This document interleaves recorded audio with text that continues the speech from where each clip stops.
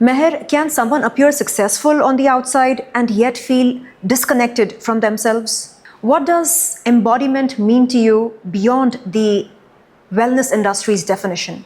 What does it truly mean to feel safe in your own body? Why is it that people often confuse sensuality with sexuality and vice versa? Can someone be deeply sensual without being sexual?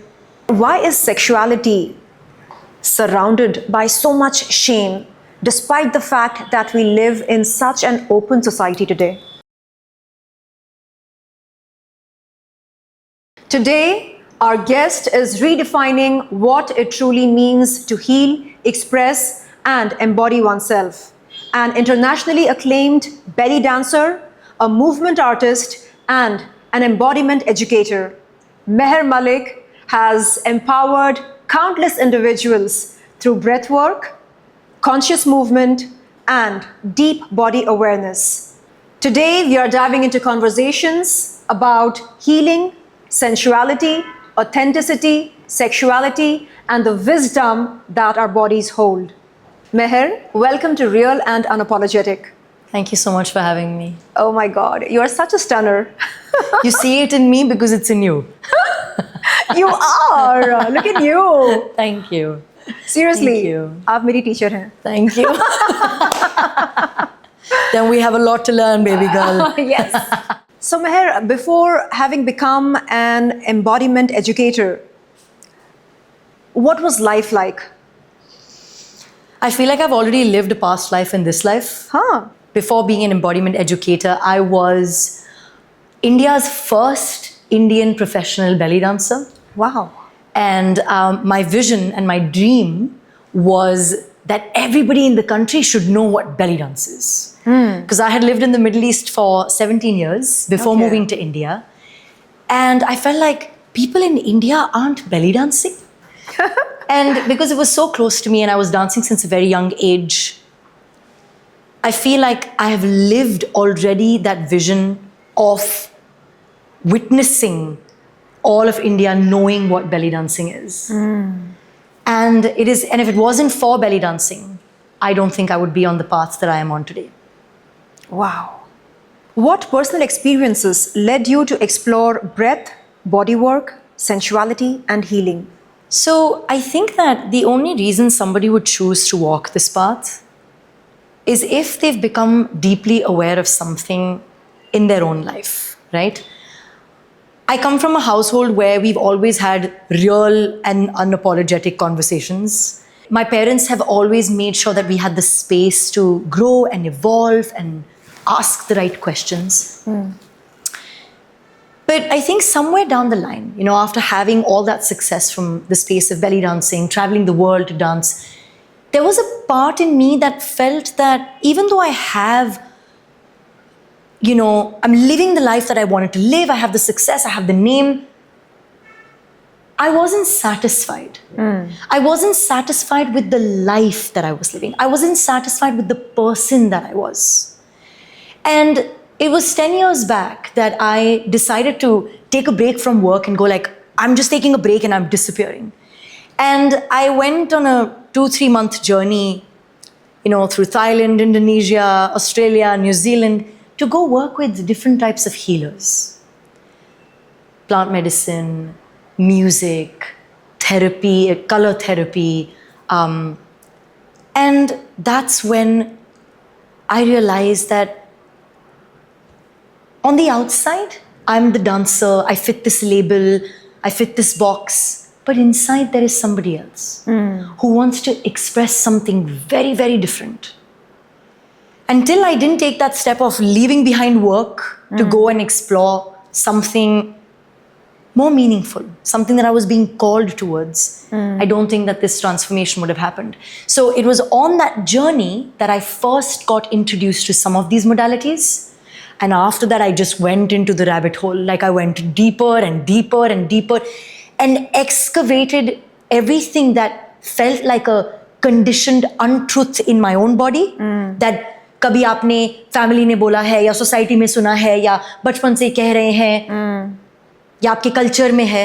So I went down the rabbit hole of starting to peel off those layers one by one. And that's what brought me onto the path of breath work, body work, sensuality. Was there a defining moment when you realized that your body held wisdom which your mind could not access? I always knew that. For me, that sense is actually called intuition. And intuition really lives in the body. It doesn't live in the thinking mind. Oh, And I've always, I think since I was a young girl, I could always read the room. How somebody's feeling, what kind of a day my dad's had at work, if my mother is upset about something. I could always read the room. okay. And I feel like when we're young, the intuition is disregarded. Nobody really cares. They think that you're overthinking it and nobody really pays much attention to it.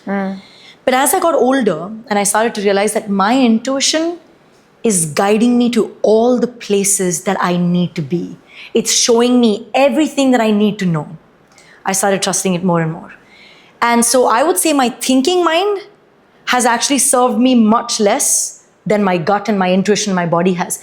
Because the minute something's right for me, my body knows. The minute something's wrong for me, my body knows. Then the thinking mind will enter the scene and play games with you. But the body, if you're in tune with it, is the one that guides you first. Wow. If you're listening deeply. I'm trying to process that information. What does embodiment mean to you beyond the wellness industry's definition? I don't think that the wellness industry still understands what embodiment is. Why I say that is because the wellness industry is quite focused on wellness being from the perspective of getting the massages, doing the diagnostics, having perfect skin, eating the right food. But how much ever wellness, because that's the industry's idea of wellness, how much ever of that you may do, you still need to look at your emotional patterns. You still need to look at your shadows. You still need to look at your childhood patterns and your childhood history. You still need to look at the belief systems that are stored in your body that are not serving you. So wellness right now, the way that the industry understands is, it's quite a superficial thing. Whereas I feel like to understand embodiment, you need to get your hands messy and really do the dirty work. True. You just said that the body knows much more than the mind does. But then sometimes we fail to differentiate between the good touch and the bad touch. So my next question is, how come we become disconnected from our bodies? What causes us to disconnect from our bodies and not take the cues of the body? I feel like, firstly, this is a multi-dimensional question, right? Firstly, our education system doesn't encourage a connection to our body. It just doesn't. The only thing that our education system focuses on, prioritizes rather, is how much you can memorize. You know, how many things, how much information you can store in your brain. Yes. Now, if you come to think about it, the social media, you know, the way that we interact with social media is also kind of like storing information and storing information. So we have somehow, as a culture, as a country, as a world, given more significance and priority to the thinking mind and less to the feeling body. So even when you, for the first time, feel something's not right, and if you share that with someone, or you try to express it to somebody, mostly people will try to shush you, or they will try to tell you, oh, it's not a big deal, forget about it. And they will dishonor the fact that your body felt or experienced a violation. True. And so when that is disregarded, you start to feel like, अब तो मैं बोलूँगी ही नहीं, बोलने की क्या ज़रूरत है, क्योंकि ये बोलूँगी भी तो लोग बोलेंगे कि यही पागल है, कुछ भी बोल रही है, it's not a big deal, ऐसा कुछ हुआ नहीं. And we've done a great disservice to ourselves by giving so much importance to the thinking mind and not enough importance to the feeling body.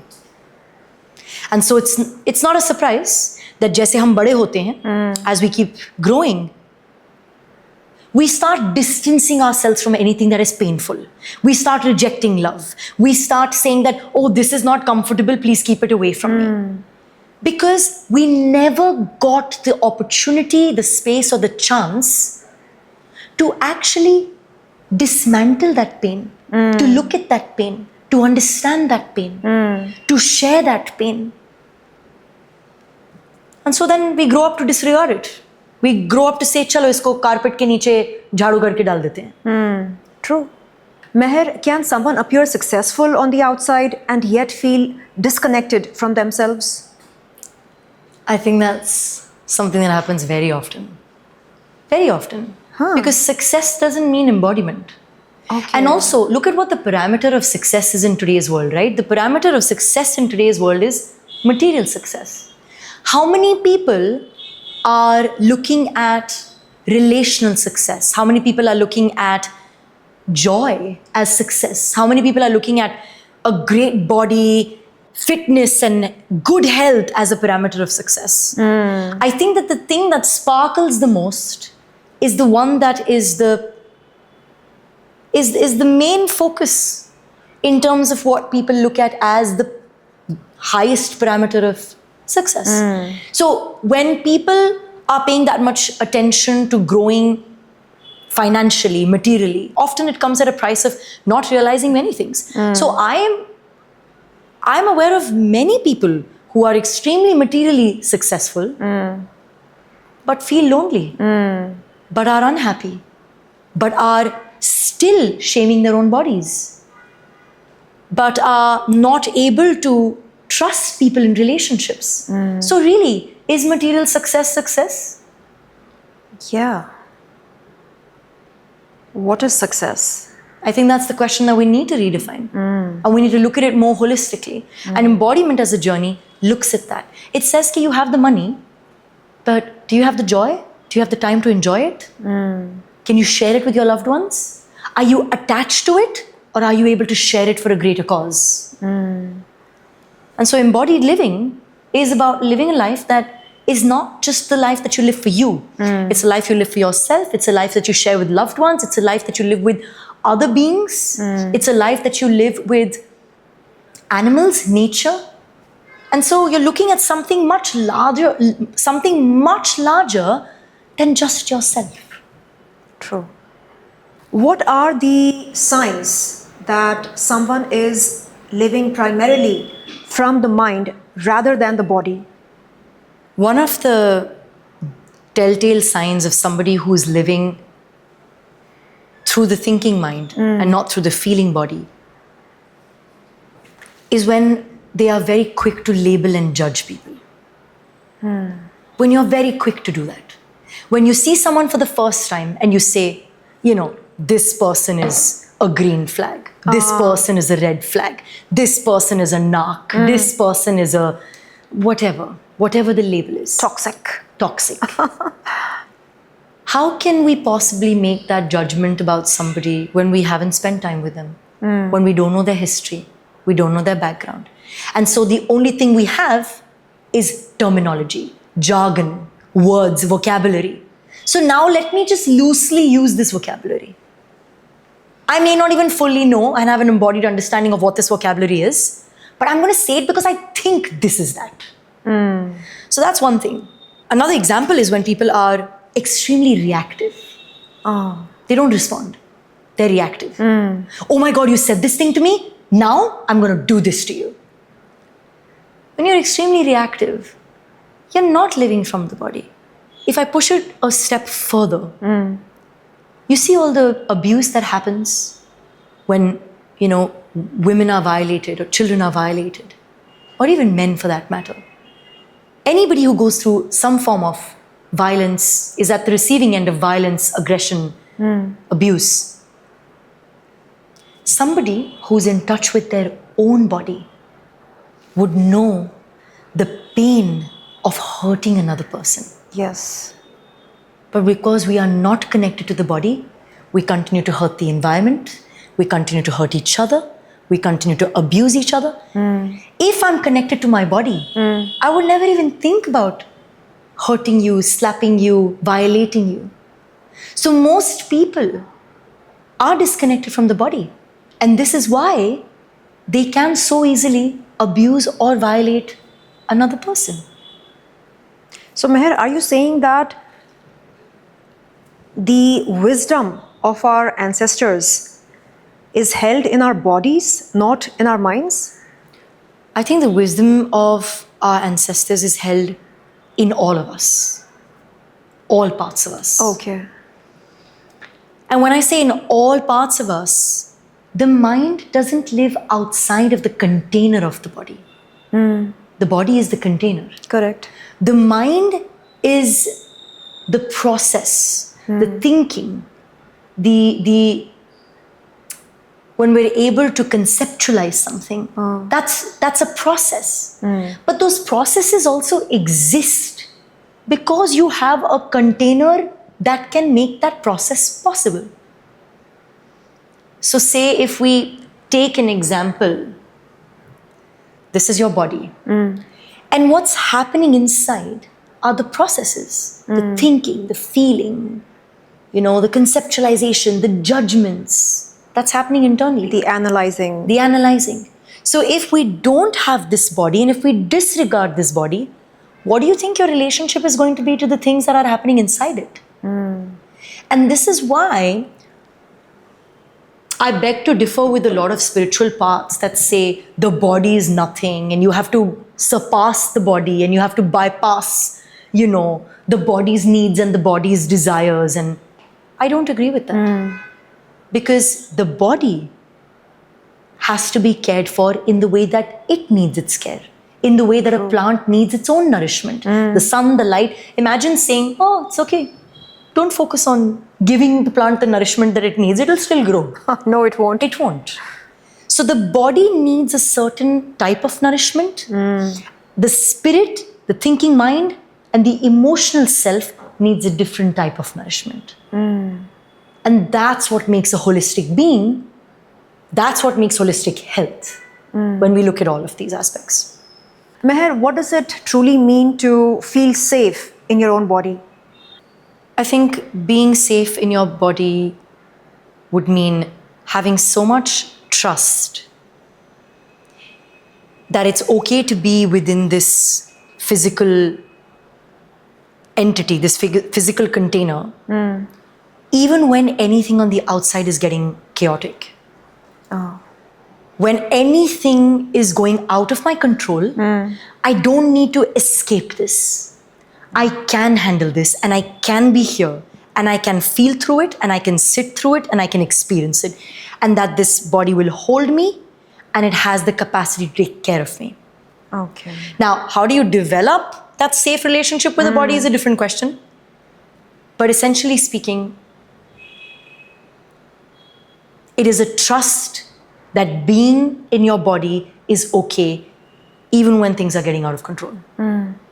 बाज़ वक्त महर हमको जब एंग्जाइटी होती है ऐसा लगता है कि अब कुछ बहुत ही बुरा होने वाला है एंड हार्ट रेट बढ़ जाती है, ब्रीदिंग बढ़ने लगती है, फास्ट होने लगती है और हमें लगता है कि क्या करें, कहाँ जाएं.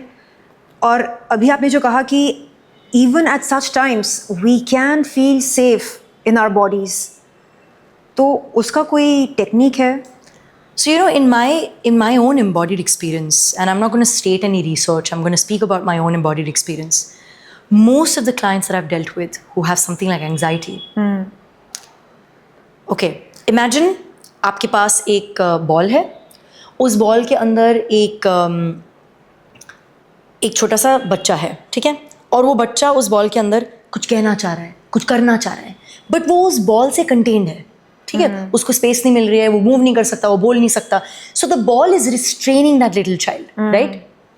Now automatically, when we've restrained, suppressed something that we're feeling, something that we want to say, something that we want to present to the world, but we've been containing it because somebody said it's not okay, because somebody said it's not allowed, because you don't feel like you have the permission to do it, then that thing that wants to express itself starts to become shaky inside the body.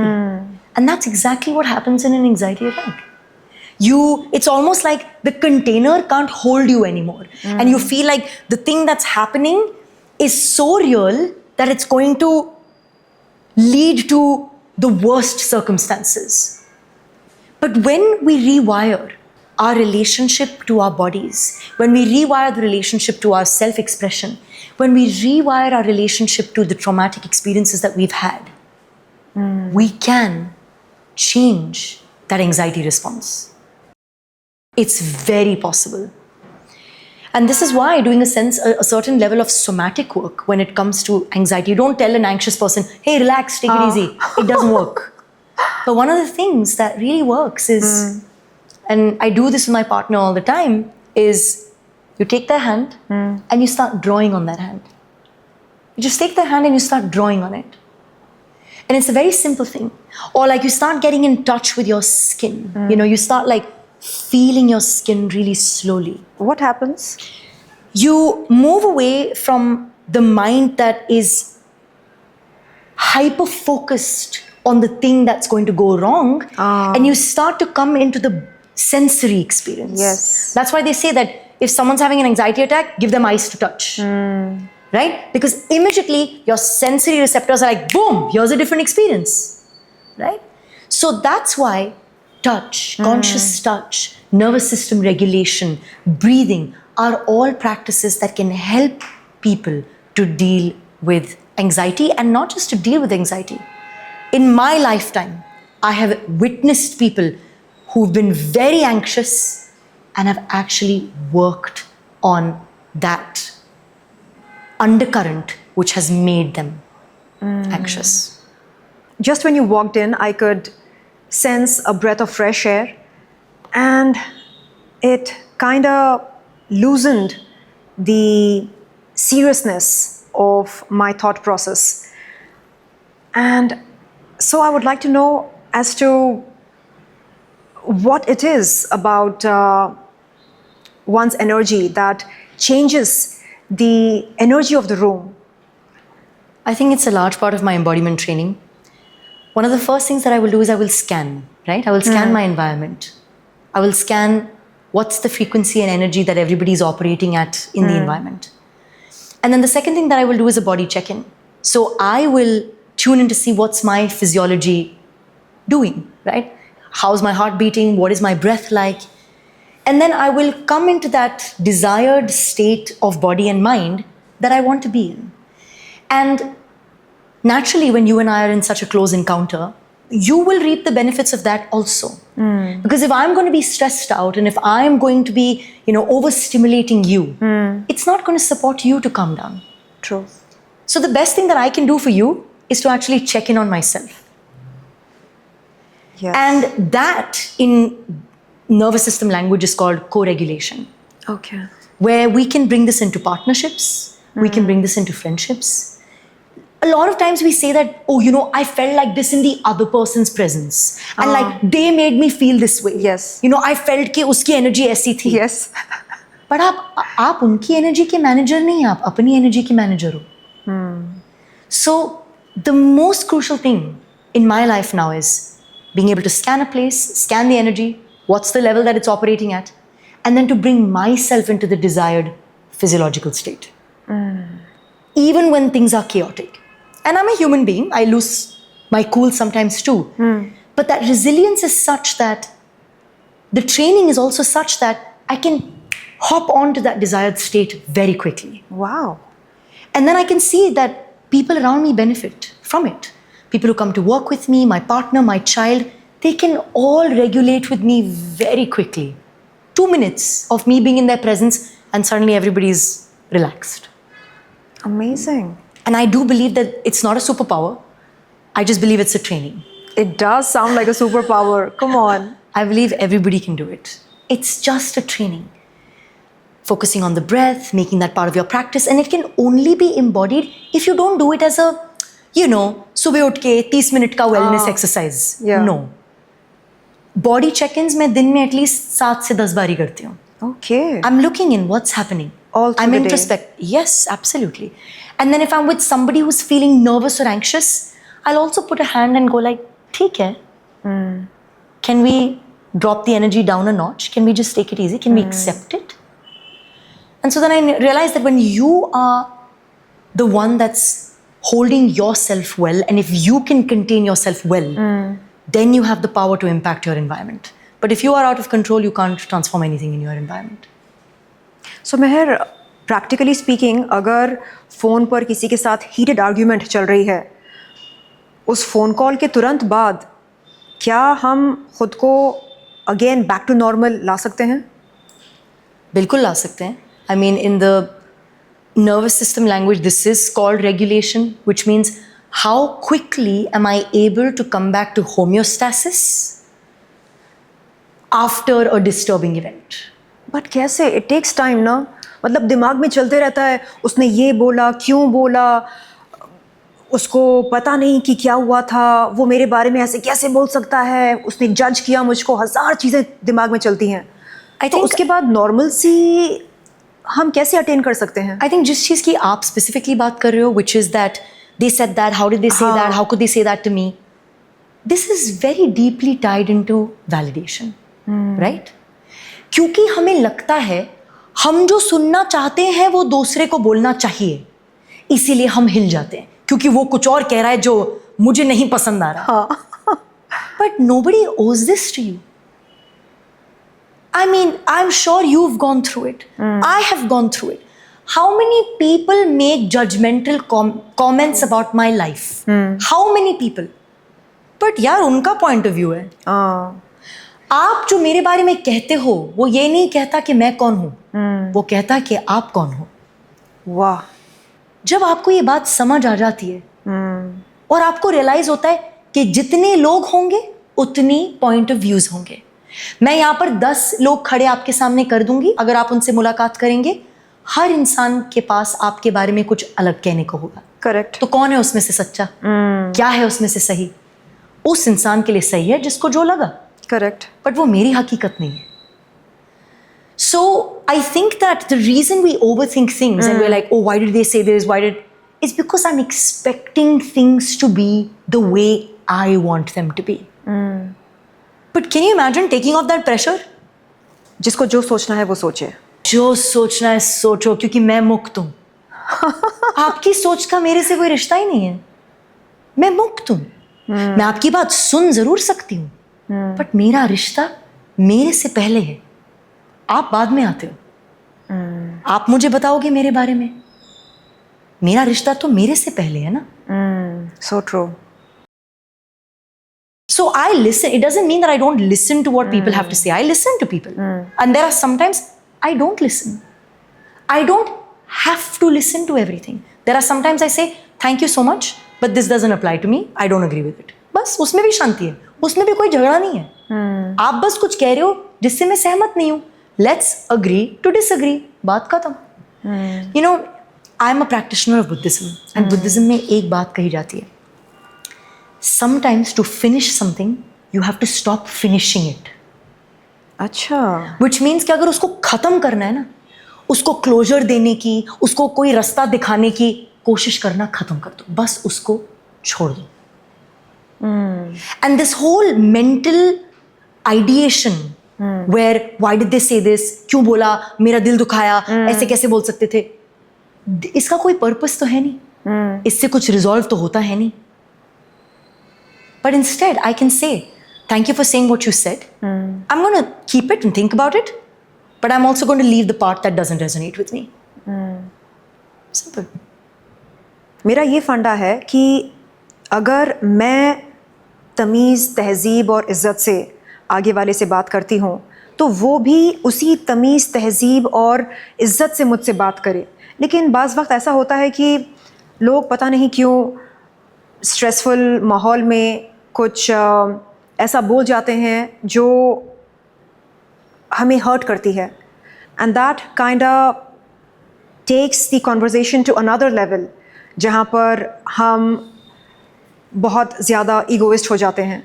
तो इस situation से आप कैसे deal करती हैं? यानी Do you let people get away with being disrespectful to you? My respect is in my own hands. It has nothing to do with anybody else. And किसी को कुछ कहने से मेरी respect कम नहीं हो जाएगी. That's deep. Is it true? ऐसा होता है? ऐसा होता नहीं है, ऐसा ये है. यही है. अगर आप ये कहोगे कि आपकी इज्जत जितने इस दुनिया में लोग हैं उतने हाथों में हैं, तो आपकी क्या इज्जत है? कोई इज्जत नहीं है फिर आपकी. तो मेरी इज्जत सिर्फ और सिर्फ मेरी हाथों में है, मेरी सोच में है, मेरी जुबान पर है. यस सी, मैं ये नहीं कह रही कि लोगों की बातें आपको इम्पैक्ट नहीं करेंगी. डोंट मिसअंडरस्टैंड मी. अगर मैं किसी से प्यार करती हूँ, उनके लिए कुछ अच्छा करती हूँ और मुझे कुछ बुरा कहें वो, तो मुझे भी बुरा लगता है. But I don't internalise it. Okay. That is the distinction. One is saying that, okay, you said this to me and it hurt me. But another is saying कि तूने मुझसे ये कहा और अब ये मेरी हकीकत बन गई है. अच्छा. I don't internalize it. I know where to stop and how to stop and how to be my best filter. Okay. What do I want to keep? What do I want to keep out? And that comes with practicing strong boundaries. True. Understanding boundaries कोई दीवार खड़ी करना नहीं होता. Boundaries ये होता है. अगर आप इंसान को ये कहो कि listen, after 10 p.m. you can't give me a phone call. But कोई आपको अगली बुला दे और उससे आपका दिल बहुत टूट जाए, तो आपकी क्या boundaries हैं? वो boundary is not as beneficial as the other boundary. The other boundary is saying that I will only allow whatever I need to enter my field. What I want to enter my field. The body also has these processes, na? Absorption, digestion, excretion. I apply the same thing to my life. I absorb what I want and I excrete what I want. Wow. If it's of no use to me, I don't internalize it. I listen to it. My mind understands it, but I don't internalize it. And I think that that's where we have to learn to filter through understanding what it means to create these soft, gentle, but powerful boundaries. So, अगर कुछ कहा जाए आपके खिलाफ, आप उसको personally नहीं लेंगी जब तक कि वो आपके सच के साथ मेल ना खाए. मुझे ऐसा लगता है जब बात आपके बारे में बिल्कुल सच्ची नहीं होती ना, उसका दुख भी नहीं होता, क्योंकि आपको पता है कि वो सच्ची है नहीं. अगर वो बात आपको खटके, मुझे ऐसा लगता है कि उसमें कुछ सच होता है. आपको कहीं ना कहीं पता है कि शायद आपको किसी और तरीके से कुछ करना चाहिए था, शायद आपको किसी और तरीके से बिहेव करना चाहिए था, शायद आपको डिसीजन कुछ और बनाना चाहिए था. But when something is definitely not true about you, right? When it's definitely not true about you, you won't internalize it. Because you know it's definitely not true about you. Or maybe we have been conditioned to internalize everything that is spoken against us. There's a person that I see, I forget his name right now, but this was something that I saw which actually is coming to my mind's eye now, where he's kind of demonstrating a similar thing with a client and he says, your blue hair is really ugly. And then she goes, but I don't have blue hair. Correct. He's like, oh, so that's not personal. He's like, you're a horrible person. And then she goes like, yeah, maybe that's true. So you see? And this is not my example. It's something that I saw. And I think that it made a lot of sense. Because when it's not true at all, it's far from your field of consciousness, you won't be impacted by it. But when it's been in your field of consciousness in some way, you've heard it from your parents, or the culture you've lived in, or you were conditioned with those thoughts, or somewhere you've betrayed yourself or abandoned yourself, and you know that you didn't do something right. When you betray your value system, then I feel like somewhere that thing starts to impact you. But when it's far from your field, it has no effect on you. Like if I told you have ugly blue hair, you'd be like, Meher, kya bol rahi ho? I just laugh. Right? You'll laugh, right? But if I say you're a horrible person, then I would get defensive. See?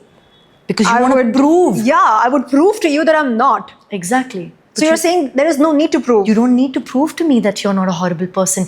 You just need to embody the qualities you believe make a not horrible person. That's it. You have to live your life like that. If I believe that a person who's not horrible is kind, compassionate, caring, then the only way I can bring that into reality is by living like that myself.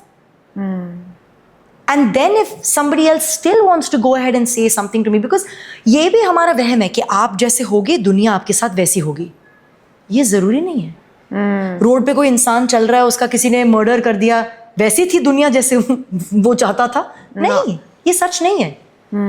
But you can definitely stay rooted and grounded in what you believe, and then let everybody else have their opinion, say what they want to say, act how they want to act, without reacting and without getting too involved and enmeshed and entangled in it, and without internalizing it and making it your reality.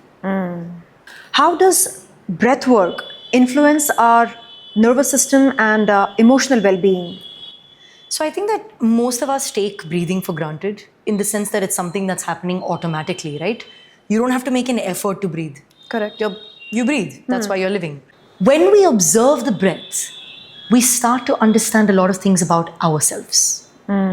Because oftentimes an arrhythmic or a chaotic breathing pattern is developed and is a learned thing due to a certain type of trauma or a certain type of life experience. Or, say, for example, somebody that is raised inside an abusive home, you can imagine that their breathing must always be very tense, So when we start the journey of conscious breath work, we are able to first notice the pattern of our breath. And then we're able to transform that breath, obviously, through practice, which then in turn also impacts our emotional state. How you breathe is also how you feel. So if you are able to breathe slow and deep, you feel more relaxed. And I don't have to say this, science has proven this over and over again. So the way you breathe is also the way you feel. Your gut is more relaxed when you breathe better. You have better lung capacity when you breathe better. You have better blood circulation when you breathe better. Obviously, अगर ये physiological processes होंगी तो हमें emotionally तो better लगेगा ही. Correct. Right. Why do so many people unconsciously hold their breath during stress? I feel I kind of answered it, because breathing a certain way is often the byproduct of a repeated life experience. So say somebody who's lived in a lot of fear will have a certain type of breathwork pattern. Okay. Somebody who was, say, violated by a family member would always come back to that same physiology when they have to see that family member again and again. So that same physiological response would be triggered. So depending on our life's experiences, our breath gets trained a certain way. Okay. And this is why it's so important for little children to learn breath work, to pay attention to their breath. Like when children get cranky or nervous, it's so important to support children to breathe.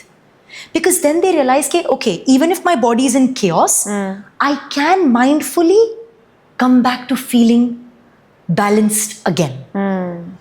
So this anxious response that you see, or this tense response that you see when people hold their breath, is usually unconscious. Okay. Because there were times, there could have very well been times during traffic, stress, rush, where they just unconsciously held their breath.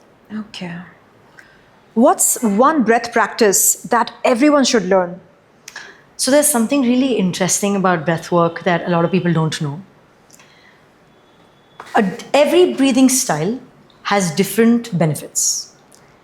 For example, when you want to do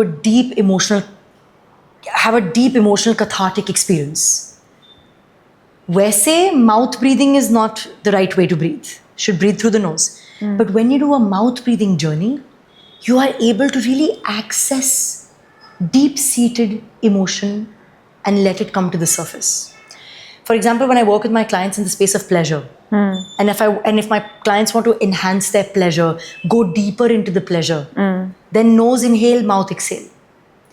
But one of the breathwork styles that I've seen that has benefited almost everybody is the box breathing, which is you inhale for 4 counts, you hold your breath for 4 counts, you exhale for 4 counts, and you hold your breath for 4 counts. That's why it's Can we called do box that breathing. now? Let's try it. So I'll count the 4 and then you inhale, hold. So when I do this is hold. When I do this is exhale and then hold. Yeah?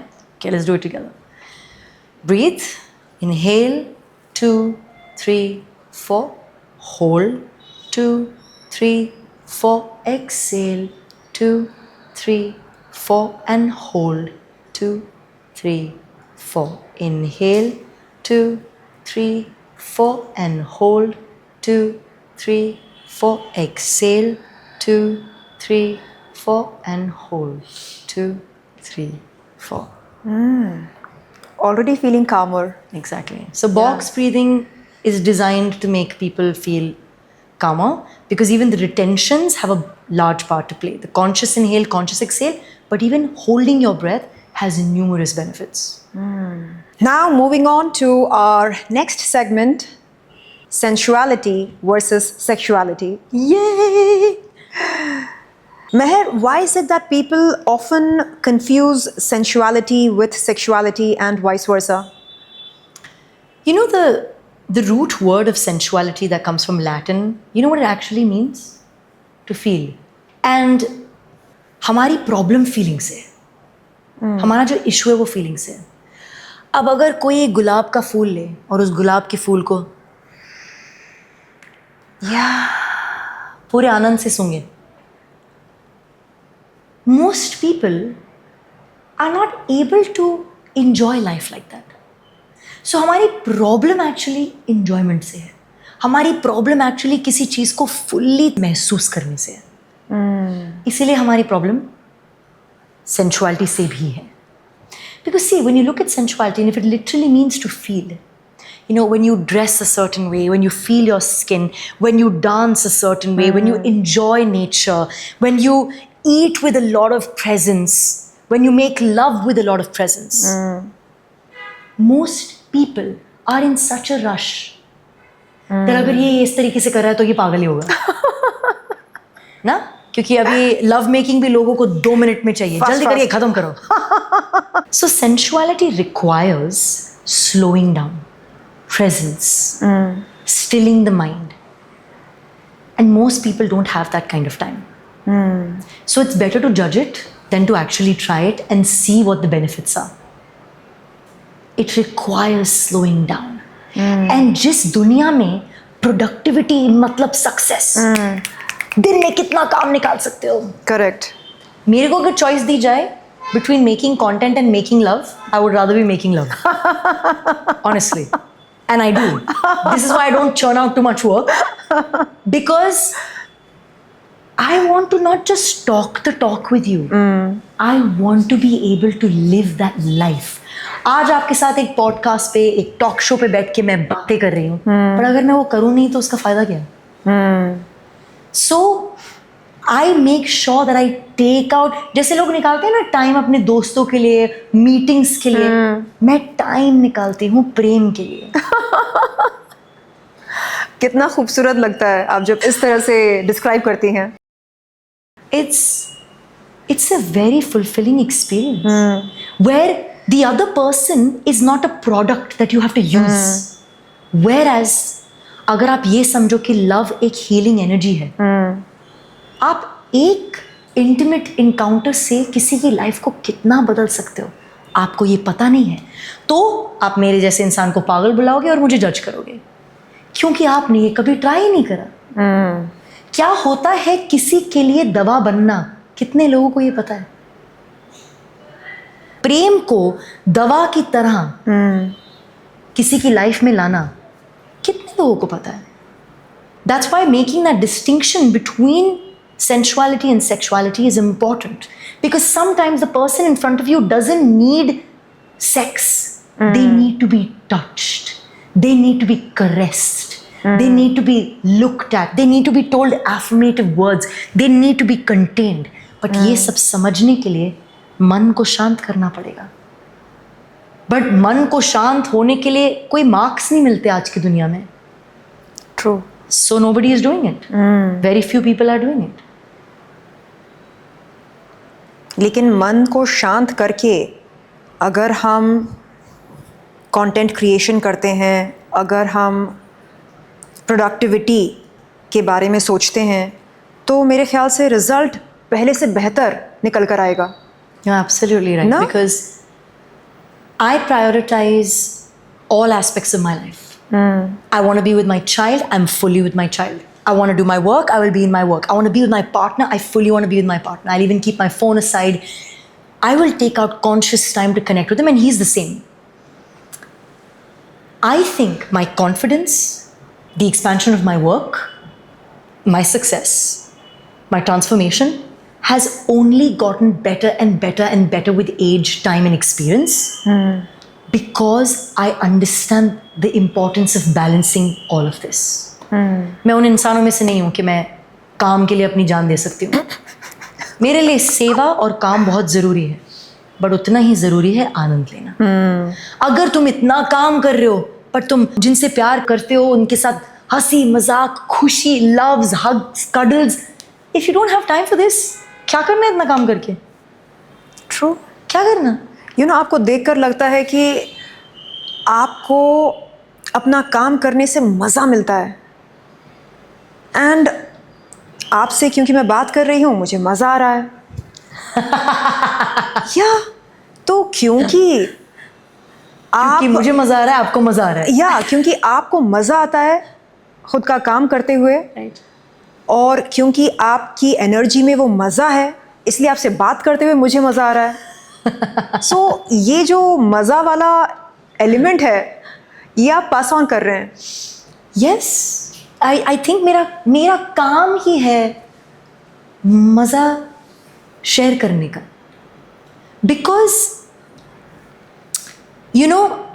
जैसा कि मैंने कहा, I have been a belly dancer for so many years. I was the first to start a belly dancing school in India, appear on national television.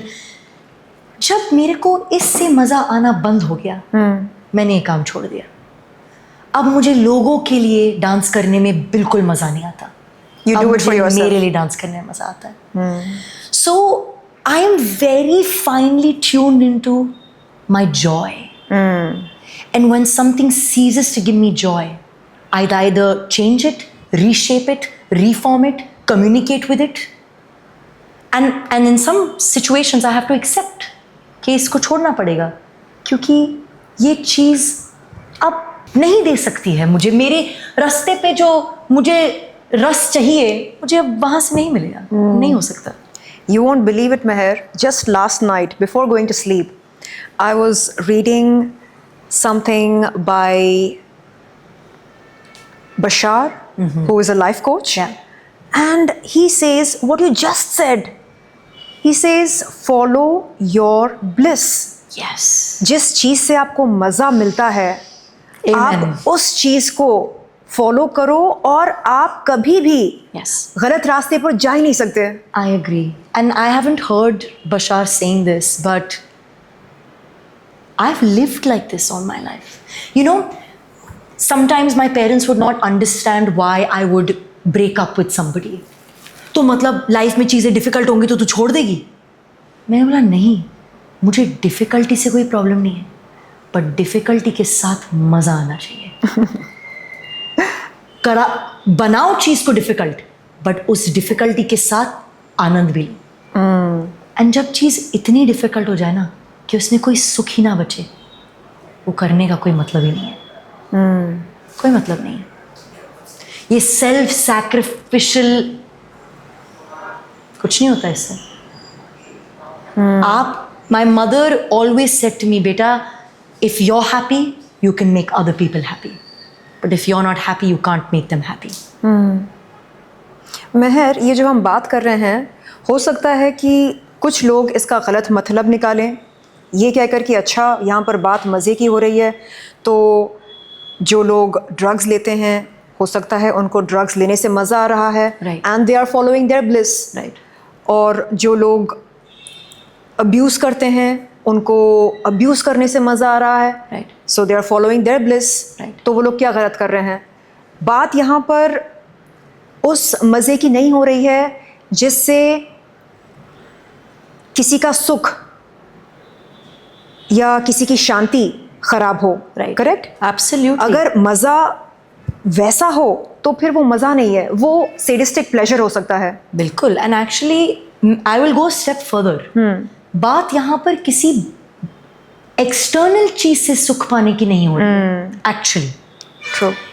It is my involvement in something. मेरा सुख किसी drug, किसी रिश्ते, किसी की validation से नहीं आ रहा है. मेरा जो सुख है वो मेरी आदतों से, मेरी सोच से, मेरे जीवन को जीने के तरीके वहां से आ रहा है. Wow. And with life, whenever I felt, even in relationships, I was lying or not telling the truth or abandoning myself or being unfair to the other person or being unfair to my own self, that is where joy leaves. When you're hurting the other or you're hurting yourself. तो अगर आप नशों की बात करो, शायद कोई और उसमें वो सैडिस्टिक हो, बट मैसोचिस्टिक भी तो हो सकता है ना इंसान. या वो किसी और को दुख देता है या अपने आप को दुख देता है. एंड तो मेरी जिंदगी में जो लाइफ चेंजेस भी आए हैं वो इस तरीके के आए हैं कि दूसरों को भी जितना कम दे सकते हो दो और अपने आप को भी जितना कम दे सकते हो वो दो. कभी कभी लोगों को लगता है दूसरे को दुख मत दो बट खुद कुटते रहो. That's not the path either. So I truly believe that that inner joy, that sustainable, not the temporary high, the sustainable joy, which is not the high. Joy is not a high. Joy is a perpetual state, which you can arrive at through your thinking, through your life choices, and through the way that you choose to be. So true. Yeah, there is a difference between the sustainable joy and the momentary high. Exactly. Shopping कर ली, high मिला. Exactly. और कुछ देर बाद Exactly. Goa gone. Right. Exactly. Meher, can someone be deeply sensual without being sexual? Everybody can be sensual without being sexual. Oftentimes, we think it is sex that we want, but sex is a biological urge, right? It's an impulse. It's something that externally says that I want to be in a close interaction with somebody, right? And I just want to feel, what it means to have that physical intimacy. It's an urge, moves through you like a wave. But oftentimes, what we want is not actually the act. What we actually want is something very different. We want romance. We want to be touched. We want to play. जब आप movies भी देखते हो, the things that make you fantasize is actually all the build up. Because when you talk about sex, most, average sex is, how long does it last for most people? 2 minutes. Right. Yeah. Which is really sad. So I feel like the real magic is in the chemistry, looking into each other's eyes, touching, caressing. So I feel like that we can all do. Cook together, play together, dance together, create something together. We can all do that. It may or may not result in sex. That's a choice. But kyunki we think that sex is what we want, this is how we're conditioned, then that's where we go. That's where we lead things. And then we put the other things up as a show, like the dinner and the date is just a show to get there. Whereas the sensuality is the real enjoyment. And people who are deeply sensual can also enjoy sex much more than people who are just going for the sex straight away. It's like appetizers, main course, dessert, like the whole deal. Yeah. Not just dessert. So yeah, people are like they're missing the fun. They're really missing the real beauty. I wouldn't even call it fun. People are missing the beauty. उसकी खूबसूरती को लोग समझ नहीं पा रहे. Why do you think the society has become so uncomfortable with healthy expressions of sensuality? Because I don't think that society even understands what a healthy expression of sensuality is. You see, all the marketing and all the big brands, everything is focused on sex sells. Right? We all know this. We know this, right? We know about objectification. We know about, we're aware, right? So most people don't have the art of communicating the language of healthy sensuality. What is healthy sensuality? How many people know it? Sensuality could be pure. It can be surely can be very pure. Yeah. But most people aren't focused on putting their attention there, right? The attention instead is on something very external, whereas sensuality is something very internal. Internal, correct. अब आप internal चीज को ना बेच नहीं सकते, बड़ा मुश्किल है, उसको बेचना मुश्किल है, क्योंकि उसमें रूह की बात है, That can be felt. महसूस करने की बात है. Exactly. That, and you will say that the industry is very great at selling emotions, but they're not. They're great at selling something they think is emotions. They think.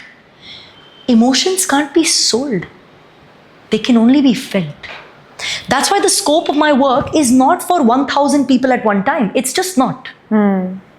It's for a limited people at a time.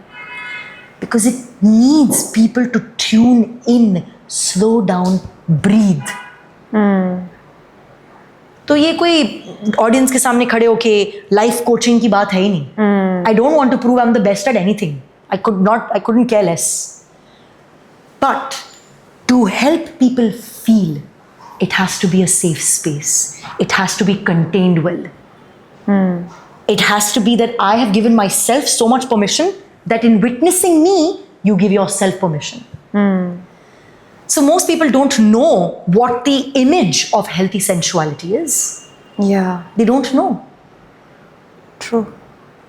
Because it can't happen on a large screen and in big numbers. It's not a massy thing. It's for those who can understand, who are really curious, who want to walk this path.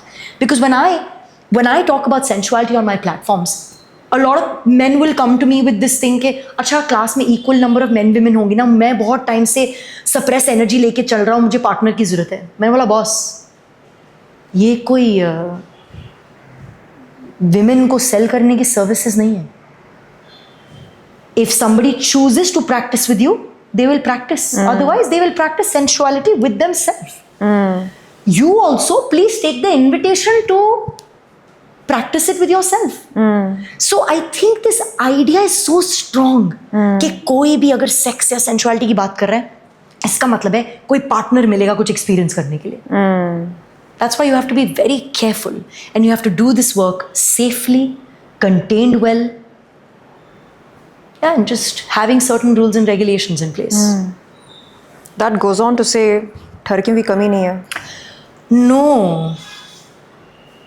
एक No. ढूंढो 1000 मिलते हैं. You know, मेरे पापा इसकी मिसाल है. नहीं, इस बात की नहीं, किसी और बात की. But he'll still laugh when he hears this also. He's a very funny guy. मेरे पापा, मैं 16 साल की थी जब मेरे पापा ने बोला था मुझे सारे लड़कों को एक ही चीज़ चाहिए होती है. And I was like, पापा ये हो नहीं सकता यार, ये हो नहीं सकता. मैंने कहा कैसे बोल सकते हो, आप कह रहे हो किसी भी लड़के का दिल साफ नहीं है, आप कह रहे हो भाई किसी लड़के को किसी से प्रेम नहीं करना. नहीं बेटा. तो फिर मैं बड़ी हुई, लाइफ हुई, and I met many men. मैं ये नहीं कहूँगी कि everybody wanted the same thing, but I understood the essence of what he was saying. But कुछ टाइम पहले मैंने अपने पापा से कोई बात करी. मैं बोला, you know, dad, guys are like this, like they want a powerful woman, but then they want to control her. And then my dad goes like, बेटा, मैं तेरे को क्या बोलता था ना कि सारे आदमियों को एक ही चीज़ चाहिए. Thank God, मैं ऐसा नहीं सोचता. मैंने बोला, पापा, आपने मुझे अभी वही बात बोली जो मेरी लाइफ में हर आदमी मुझसे कह कर गया है. You know, men are like this, I am not like this. Men are like this, I am not like this. So I think men are such a race that उनको अपनी खुद के रेस पे ही कोई ट्रस्ट नहीं. And it's very funny because they know that they all share something in common. They know. But they're still adamant on proving that we are different. You know, so I think that it's a laughing matter between me and my father. Like, we laugh about it. But I think that if you are a sexual person and if you do feel horny, there are ways to navigate it. There are ways to communicate it. True. And this is why educating yourself becomes important, because feeling desire is natural. You know, पर अपने desire से किसी को उस desire का victim बनाना वो जरूरी true. नहीं है. Yeah. Desire natural है. इसीलिए उसके बारे में बात करना, उसके बारे में समझना. You know, that dialogue, the dialogue we're having today, these dialogues are important. Is sensuality something we lose as adults or something we are taught to suppress? I think sensuality actually समझने के लिए age helps. Because with age comes experience, with age comes understanding. तो actually देखा जाए तो sensuality experience के साथ ही समझी जाती है. Nobody is born understanding sensuality. We are all born feeling, but we don't understand sensuality. Correct. The reason we've lost touch with sensuality is we are productivity driven. Nobody is doing things just for the sake of it. Chal, let's take this basket, let's take this mat and let's go have a picnic. Now, there may be a few percentage of people that are doing this. Few lovers in the world who are doing this. So I think that we're productivity driven. So there is more focus given to productivity than to do things just for the sake of doing them. क्यों कर रहे हो ये? अच्छा उससे कमा नहीं रहे हो? अच्छा उससे सक्सेस नहीं आ रही है? बस कर रहे हो? क्यों कर रहे हो? So we're productivity driven. Second thing is that because our parents and the generations before us did not have a safe relationship to their own bodies necessarily. They were not encouraged to connect to their bodies in that way. These dialogues hadn't opened up. I feel like we also carry that intergenerational pattern. Correct. Where even if now things have become open or they have become seemingly open, we are still suffering with very similar issues. Because वो education जो actually आनी होती है वो पहले school से नहीं आनी चाहिए. वो सबसे पहले घर से आनी चाहिए. True. एंड इसका बहुत अच्छा एग्जाम्पल ये है कि जब एक कपल शादी करता है, बच्चा सब करने लग जाते हैं, बट कोई ये नहीं पूछता, is their sexual happiness in the marriage, is their sexual satisfaction. लड़की से तो कोई भी नहीं पूछता, क्योंकि लड़की का तो काम है आदमी को प्लेजर देने का, कोई पूछता भी नहीं है. सो आई थिंक दैट जब घर के लोग इस पे बात करना चालू करेंगे, कंफर्ट लाएंगे वहां, एंड एजुकेशन सिस्टम्स में आएगा, एंड सिर्फ प्रोडक्टिविटी नहीं बट स्लोइंग डाउन को भी प्रायोरिटाइज किया जाएगा, I think that maybe there is hope for something to change. Meher, what role do our senses, touch, movement, smell, taste, sound and sight, play in helping us lead a fuller life? So beautiful, no? That sensuality and senses have the same root word. Yeah. Right? Come to think of it. Yeah. Because the sense organs are the way we perceive the world. सोचिए अगर आपकी आंखें नहीं होती, कान नहीं होते, नाक नहीं होता, टेस्ट बड्स नहीं होते, स्किन नहीं होता, तो क्या होता? No feeling? No experience, कुछ नहीं होता. We make sense of everything in our environment through the sense organs. Sensory input from the outside, and then this starts to function. Right? So when we speak about the relationship between the sense organs and sensuality, is that they allow us to connect with something more deeply. Which means that अगर आप कुछ खा रहे हो, अगर आप अपने mind को थोड़ा स्लो करो और सिर्फ अपने टेस्ट बड्स पे फोकस करो, आपको टेस्ट और गहराई से महसूस होगा. Correct. अब मैं आपको या तो सिर्फ देख सकती हूँ या मैं आपको फुल्ली ऑब्जर्व कर सकती हूँ. आपके बाल कैसे गिर रहे हैं, आपकी बॉडी पोस्चर क्या है. I can observe you more deeply, and that's only possible because of my eyes. अब या तो मैं आपकी बात को सुन सकती हूँ बस यहाँ से यहाँ, या उसको मैं महसूस कर सकती हूँ. सो sense organs are the ones that perceive information, right? But at the same time, the sense organs are your great friends because they support you to build a deeper, more meaningful relationship with life. When you listen more deeply. When you smell, you enjoy more deeply. When you eat with more presence. When you touch with more care. So the sense organs give you a chance to connect with life more deeply. Because if there's no sense organs, there's no perception of life. True. Yeah. So, what you're saying is, it is our senses that help us live in the now. Yes. Yes. Or, let me rephrase that. It is our awareness of our senses that help us live in the now. We're already starting to speak the same language. Bravo, exactly. Right. या क्योंकि मुझे लगा कि senses तो सबके पास होते हैं, Right. लेकिन क्या हम सब अवेयर हैं? Absolutely. नहीं हैं. Absolutely. खाना खाते हैं लेकिन आनंद नहीं लेते हैं Right. खाने का. सेलफोन भी चल रहा होता है, स्क्रोलिंग भी कर रहे होते हैं. Right. Exactly. So it's to do with the awareness Yes. of where we are at any given point in time. Right. Right. And it's almost like with the eyes, we're in a relationship with life. With taste, we're in a different relationship. So at the same time, we're in different relationships. Relationship of looking at things, relationship of smelling, relationship of touch, relationship of taste, relationship of sound. Yeah, and it's exactly that, becoming aware of these sense relationships. Awareness Yeah. is the key. Yes. Meher, why is sexuality surrounded by so much shame despite the fact that we live in such an open society today? Is it an open society? At least it seems so on the surface. I think again we have to go to the question of what does open mean, right? If people are still shamed in today's world for talking about sexual abuse, sexual trauma, then how are we living in an open society? We're not living in an open society. We're living in a progressing society, transforming society. And I think the reason I wouldn't consider this an open society is because till the day we are not able to really talk about the pain. We are really not able to look at the pain, understand the systemic pain, not one person's pain, the systemic pain. Then really how open is society? We're not willing to talk about it. Yeah. We know that the pain runs in families.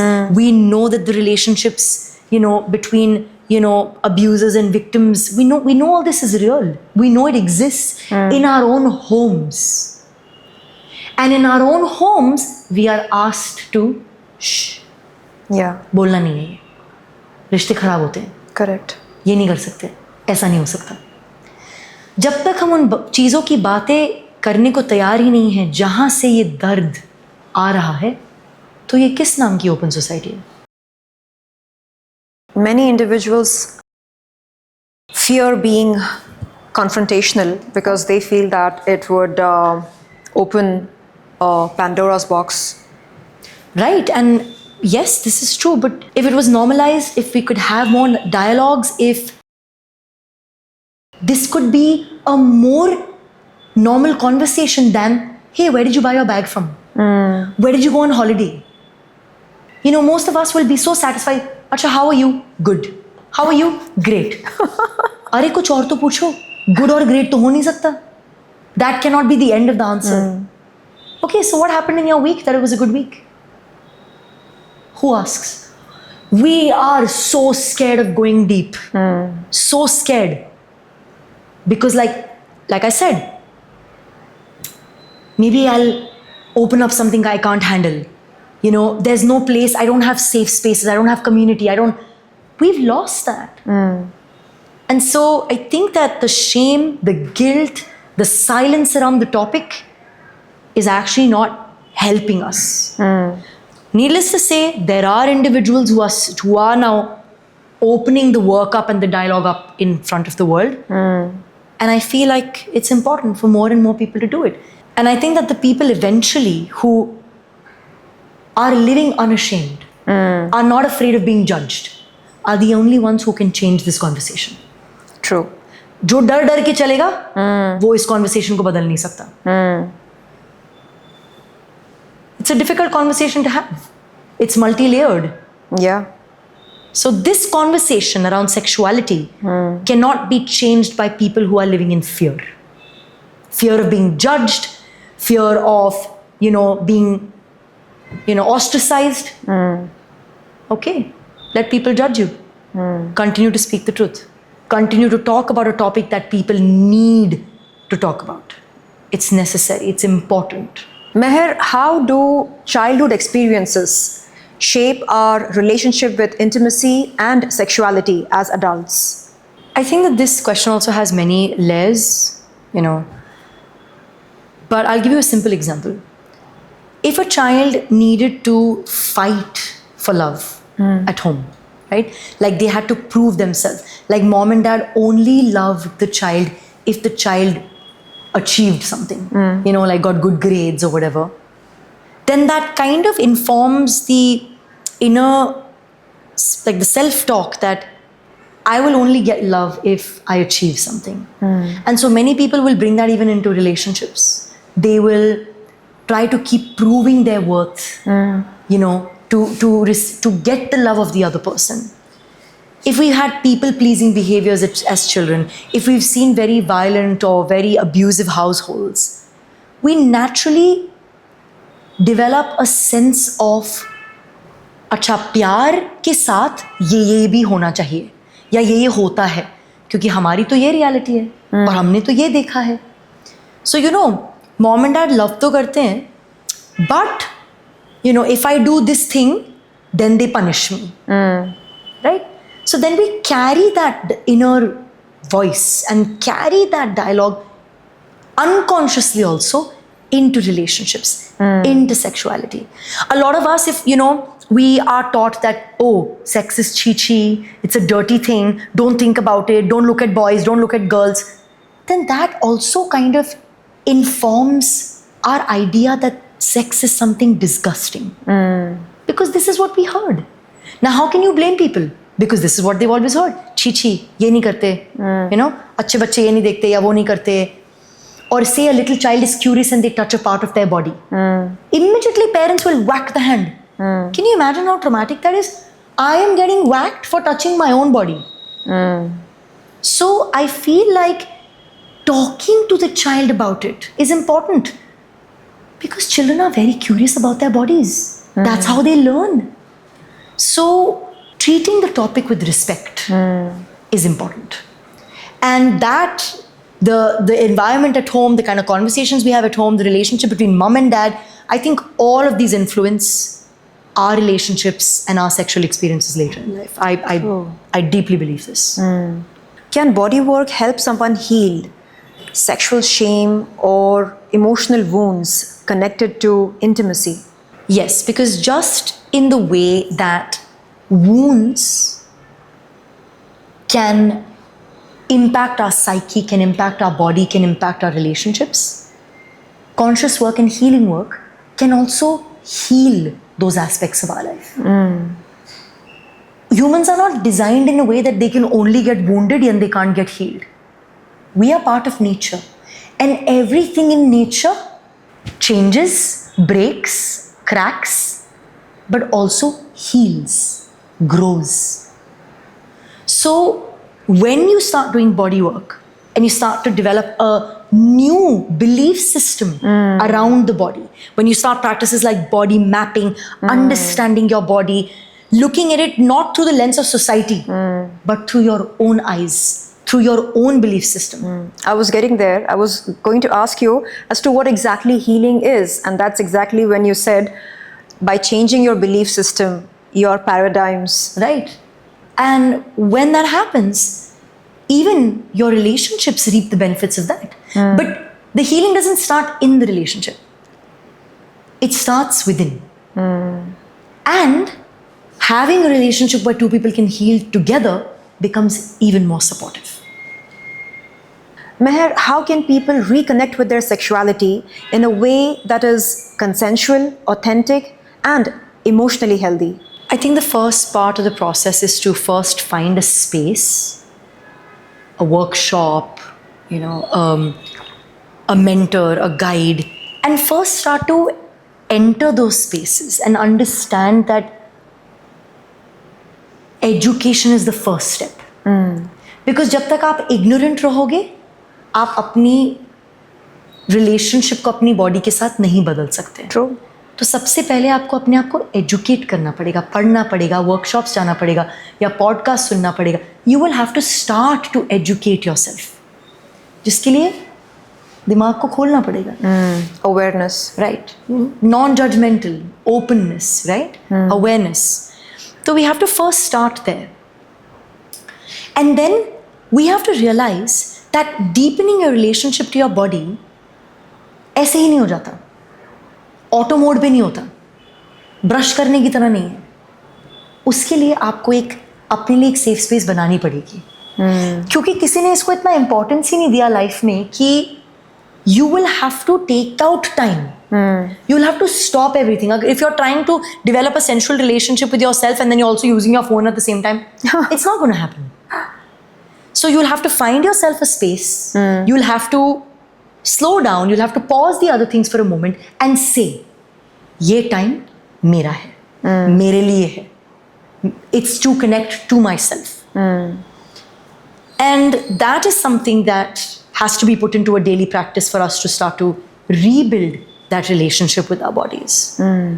Meher, what misconceptions do people have about sexual energy? I think the biggest misconception about sexual energy is that it is only to be channeled for sex. There's no greater misconception than this. So true. See, because energy is energy. You can't actually, energy is not something that has a start and an end. But what energy can do is change states, change forms. So what we're referring to as sexual energy is actually energy. It's vitality, it's movement, it's life force. To think that every time an impulse emerges, I have to go do something about it, this is a misconception. Oh my God, oh my God. It's as though the universe itself is answering through you to my questions, which have been lingering in my mind for quite some time. Just the other day, I was thinking about what you said just now. Do we need to attend to our sexual urges every time an urge arises? And you just said we don't have to. No, you don't have to. And on the other hand, अगर आप अपनी sexual energy के गुलाम हो तो आपकी energy सिर्फ leak और waste होगी. जिसका मतलब है कुछ खूबसूरत देखा, अब इमीडिएटली इसके बारे में मुझे कुछ करना पड़ेगा. कोई जरूरत नहीं है. Wow. Because what that's going to do unconsciously, it's going to leak your energy. और उस एनर्जी को आप बहुत सारी और चीजों में लगा सकते थे. Yes. You could dance, you could be creative, you could create your own project, you could convert that energy into love, you could convert it into seva, service. There is so much you can do. With life force. With energy. But to think that if urge is coming, I have to follow the impulse, it's not necessary. Wow. It's not necessary. This is why I said education is important. It's like God is talking through you to me. Yeah. God is always talking through all of us. No, not through all of us. No. Only through those who are anointed, such as you. Yeah. I mean, think of it as serendipity. ये ख्याल आया था मेरे ख्याल से कल या परसों मेरे जहन में, and today you're responding to it. You know, sometimes we disregard and dishonor ourselves so much now. Our own impulses are our enemies sometimes. बाद में हम पछताते हैं, क्यों किया? सोचना चाहिए था, धीरे करना चाहिए था, समझ के करना चाहिए था, क्यों किया? वो impulse कहाँ से आता है? Restlessness से? Well, sexual urge is a biological urge, right? Desire is biological, but desire is not just biological. It's emotional, mental, all of those things, right? So somebody who's done a lot of that emotional, mental, spiritual work, they don't just blindly follow their urge. Because they know कि मेरा urge तो मेरा उल्लू कभी भी बना सकता है. Right? So when I go on public platforms sometimes and say that I'm a very sensual and a very sexual woman within my partnership. But at the same time, I'm also somebody who practices conscious celibacy. 6 months of no sex. Wow. So people don't understand this. They can't make sense of it. They think I'm some twisted woman who wants to make a man suffer. Are you stupid? You think that this decision is just mine? We make this decision together. Because my partner also understands how important it is for him to respect his own sexuality. Wow. कि वो बिकाऊ की नहीं है Yes. और किसी को भी किसी के साथ भी बांटने के लिए नहीं है. It's been more than 7 years that he has stopped any kind of viewing of pornography because he felt that pornography was sucking his life. And a lot of people don't understand that. Yeah. Because it does. Yes. Because when you are in an intimate relationship or an intimate experience with someone, you have so many images running in your head that you can't be fully present with the person who's in front of you. I don't watch pornography either. I don't believe in pornography. But I do believe in creating conscious sexual experiences. And not 5-minute ones. I'm talking lavish 5-hour experiences. Taking time. Talking. You know, अगर आप कामा सूत्रा के text में भी जाएंगे, love making भी एक कला है. और हमारे कल्चर में तो उसको एक कला की तरह देखा गया है. In the Kama Sutra, there is a popular topic called 64 colors, 64 कला. उसमें से आप मानेंगे नहीं, आपको पता है प्रेम की एक क्या कला है? Combing your partner's hair. वाह. से आप समझ रहे हैं मेरी बात? और ये हिंदुस्तान का बीज है ये. हिंदुस्तान का. इस आर्ट में कितनी नजाकत है. बिल्कुल. और प्रेम को एक कला की तरह देखना, कामा को एक कला की तरह देखना, that is inherent to our history. It exists and it originated here. Wow. We're not understanding the depth of this. We're trying to mimic the West without understanding that so much wisdom is there in how to create intimate experiences mentioned in thick books. That makes me so proud. Right. To know that I belong to the land of Kama Sutra. Right. And this is intimacy. This is sensuality.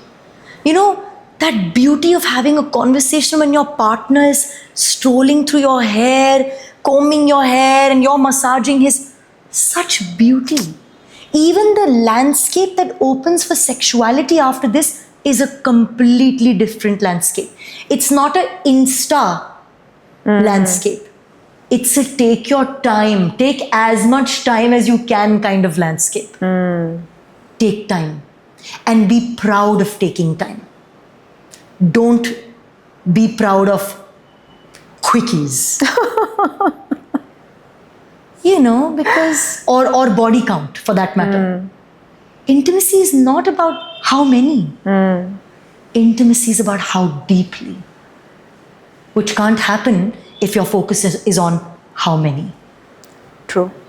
Meher, how important is emotional safety before physical intimacy? You know, I think this functions very differently for men and women. Men actually land into their hearts through physical encounters first. And women land into their sexuality through emotional safety first. And I think that it operates differently for men and women. Not to say that men don't want emotional safety, it's just that they're wired a little bit differently than women. So it's actually women who desire emotional safety more. Like I said, not that men don't want it, but women desire it more. Because women are the receptive principle. You know, they have to open. They have to flower for that physical intimacy to happen, right? And so a woman will not open if she doesn't feel safe. So in that sense, men can definitely practice being better leaders, where they can practice making a woman comfortable, taking consent, asking her how she wants to be touched, you know. And women can ask the same questions, but really a conscious dialogue, showing care, showing concern, asking for consent. I think all of these things definitely create a much more sustainable, intimate relationship. Because you feel respected, you feel cared for, Yes. you feel nurtured, you feel like this person actually gives a damn. And I think that it's actually hot. It's very sexy when somebody cares. Yes. It's a very sexy thing. And I feel like even men deeply desire this and want it. But उनकी wiring थोड़ी सी अलग है. थोड़ी सी. काफी अलग है. And I feel like amongst men, they don't talk about these things. They don't talk about their emotions so much. They're like, you know, men don't cry, or like men don't experience, you know, pain or whatever it is, right? And then all of that stays boiled up. And then sex becomes a way to release that, right? But for women, sex can be like a release, but often it's an extension of really liking someone, loving someone, deep attraction, wanting to feel more, wanting to be seen more. So I feel like it functions a little bit differently for men and women. But all in all of us want emotional safety. And if we can have that along with sexual intimacy, win-win. Can someone truly love another person if they are disconnected from themselves? Yes. कैसे? Yes, because they can only love another person from the understanding of what they know love to be. जितना उनको पता है, वो उतना ही love दिखा पाएंगे जो उनको पता है. Okay. But when you connect to yourself and when you love yourself, then you don't love somebody only as much as you know. Then your love is abundant. It has no limit. It is infinite. बेइंतहा. बिल्कुल. Unconditional love की हम बातें करते हैं ना, पर unconditional love होता नहीं है, क्योंकि हमको सबसे पहले अपने साथ ही अनकंडीशनल लव करना नहीं आता. मैंने ये कर दिया, आज मैं मोटी हो गई, आज ये हो गया, अब मुझे मैं पसंद नहीं, अब मुझे. जब अपने आप से ही अनकंडीशनल लव नहीं आता हमें, तो किसी और के साथ कहाँ से आएगा? तो लव हम जरूर कर सकते हैं from the place of where we understand love. What is it? What is our understanding of love? पर अपने आप से रिश्ता बनाने से जिस किस्म का हम प्यार किसी और से कर सकते हैं, वो कंपैशनेट होगा, वो उसकी आज़ादी को प्रायोरिटाइज करेगा, वो उसकी ग्रोथ को प्रायोरिटाइज करेगा. क्योंकि इंग्लिश में जैसे कहा होता है, do on to the other as you would like to be done on to your self. ये तभी हो सकता है जब आप अपने सेल्फ को पहले इतना जानते और पहचानते हो. करेक्ट. अपने सेल्फ को जानते ही पहचानते नहीं तो दूसरे को तो कष्ट दोगे ही. पर अगर तुम्हें पता है कि तुम्हें आज़ादी चाहिए, और तुम्हें पता है तुम्हें खुशी चाहिए, और तुम्हें पता है कि तुम्हें जॉय चाहिए, हैप्पीनेस चाहिए, उस जगह से जब किसी को प्यार करोगे तो उसके जीवन में वो ही लेके आओगे, क्योंकि तुम्हारे पास वो है. बेशक. Moving on to personal reflections. What's the most profound transformation that you have witnessed through your work? I think normalizing the dialogue around sexuality and in real time witnessing people reclaim their sexuality, their relationship to it, their desires, and moving from a space of this is disgusting, this is dirty, to this is beautiful and this should be celebrated. Wow. What's one misconception about healing that frustrates you? That healing is linear, that if I've healed this thing, then I should never go back to the topic. That just because I'm accepting and just because I've made progress, that means that I can't go back to that topic. But healing is not linear, it's spiral, which means that you'll heal something, the charge will reduce, then that charge may come back, and then you'll work on it and the charge will get even lesser, and then you'll come back. So it's more like a swinging kind of Non-linear. vortex. It's non-linear. And I feel like people oversimplify healing and go like, oh, it's healed. closed chapter. Yeah. Don't ever reopen it. But it's not that the thing or the thing that happened that healed. Healing is a process because you are changing. Your reaction to it is changing. Your response to it is changing. Your belief about it is changing, which takes time. And it can't just happen overnight. Is there something you're still healing within yourself? I think in that sense, I see myself as part of nature. You know how the seasons come and go? Leaves come, leaves go, snow comes, rain comes. In that sense, I see myself like that. There will always be something that will be healing in me. For example, my body is fighting against getting a viral, or my body is caring for me and making sure that I'm protected. Say my heart is pumping the blood through my body. There's always something healing happening inside the body. But when it comes to the more external, say, triggers or the chaos in the outer world or things that are difficult for me to face or challenges, I think that I've reached a point of resilience and a point of deep understanding of the self that nothing throws me so off my center. And so even when seasons come and go, there's full trust, full faith. That for me is healing. Wow. So I'm not healing from a particular topic. No more. All the drama is over in my life. But when things do go up and down, I realize that this movement is eternal. It's going to keep happening. But because these waves are also one after another, each one is impermanent, comes and goes, comes and goes. So that center is very strong and nothing throws me off.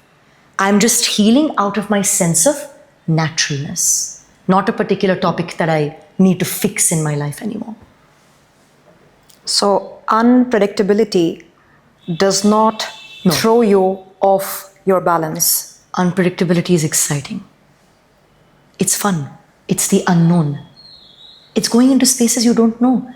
How do you know? You might actually come out on the other side as a completely different person, as a changed version of yourself. So if you're going to go in with fear, if unpredictability makes you feel fear, then that's exactly why you need to go into that space so you can conquer that fear. Meher, what's the biggest lesson that your body continues to teach you? That shaming yourself and abandoning yourself is never going to be beneficial to you. Yeah. I used to do that to myself a lot. I used to feel never enough. Why not get my breasts enhanced? Why not get fillers done? Why not get this done? Why not get that done? And the quest never gets over. It's true. But it's beautiful that you can talk about it. That's Yeah. inspiring. Yeah. And now that I have started to embrace my individuality, love my body just the way it is, I am feeling comfortable with being myself, with not having to please anybody, not having to chase external validation. Yeah. Makes me happy for you. Makes my heart happy for you. Thank you. Are you ready for the rapid fire round? Born ready. What's the one truth about sexuality that people are afraid to discuss? That sexuality is connected to spirituality. And most people are working very hard to show us that they are different. Oh, They're afraid to say that sexuality is also God-given. And we're not having enough dialogues about this. yeah. Sexuality can be pure. Sexuality is pure. We have dirtied it. Yes. It is pure. Real sexuality is pure, but then the one that we have conceived in our minds, that is not so pure, I would say. Yeah. So I feel like the conversation about sexuality and spirituality, marrying each other, it's a very important conversation which very few people are having and many people are scared to talk about. Do you believe that desire should be celebrated rather than hidden? I think desire should be understood before being celebrated. Definitely never hidden, but understood first. Is vulnerability the ultimate form of strength? No.